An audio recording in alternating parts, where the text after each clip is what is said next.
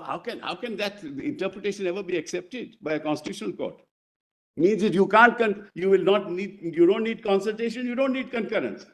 You can unilaterally do it. For everything else, you'll need that. That's a constitutional absurdity. For individual articles, you have to concur, but for the whole abrogation, you don't have to concur.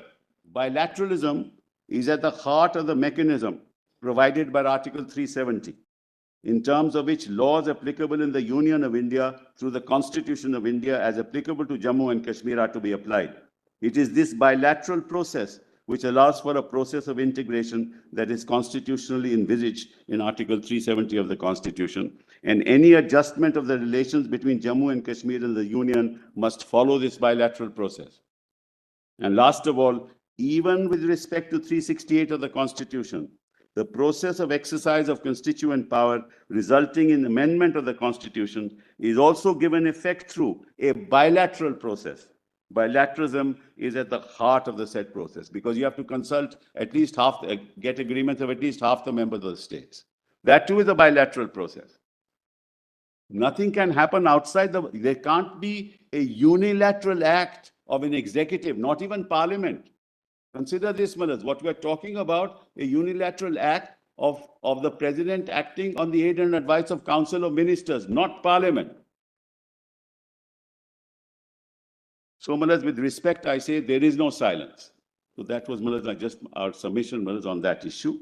And then kindly have a look quickly at the Constitution of India for a minute, Malas. Now, if you see, Malas, I'm not going to read the language.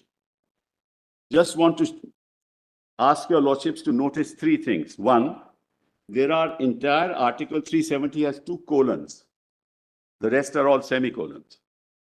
And the 2 columns reside where, Malas? They reside in D. There's a colon after D. And there is a colon after 3. 370 sub-article 3. Colon after D? D, Malas, 37 1D. And colon after 370 sub-article 3. So you cannot exercise that power independent because it's integrated. The process is integrated, and it's only a process that we are talking about. We're not talking about powers here. 370 is only a process of integration. And Malas Constitution Bench and Manohar Lal mentions that. And we are dealing with the process adopted by the Government of India consistent with this process of integration. We're not talking about anything else, Malas. There is no unilateral notification issued by the Government of India, by the President on the aid and advice of the Council of Ministers that's before you. There is no unilateral declaration. And I'll assume for a moment, Malas, there is a silence. How will your lordships, Malas, integrate that silence into 272 and 273?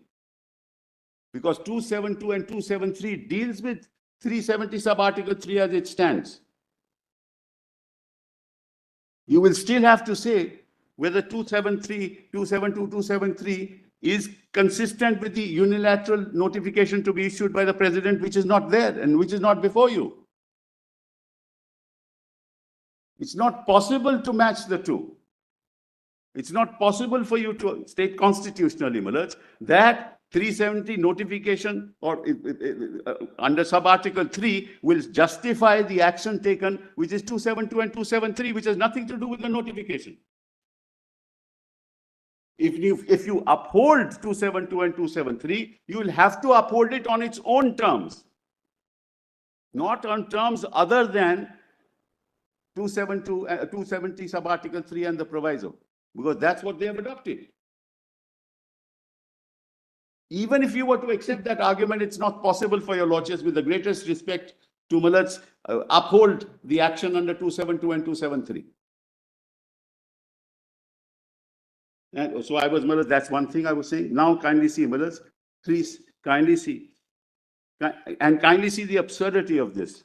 The absurdity is that when it comes to 371, B1 and 2, you have to consult, or you have to the state has to concur.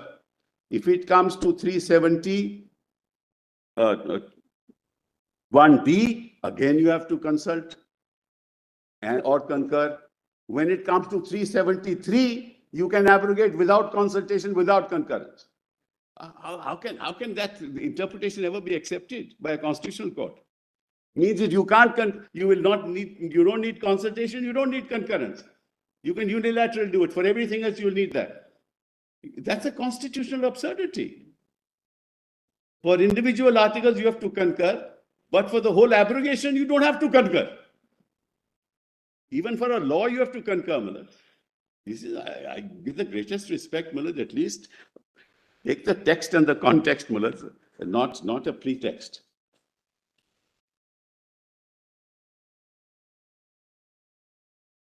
Now, Milad, I just want one other thing.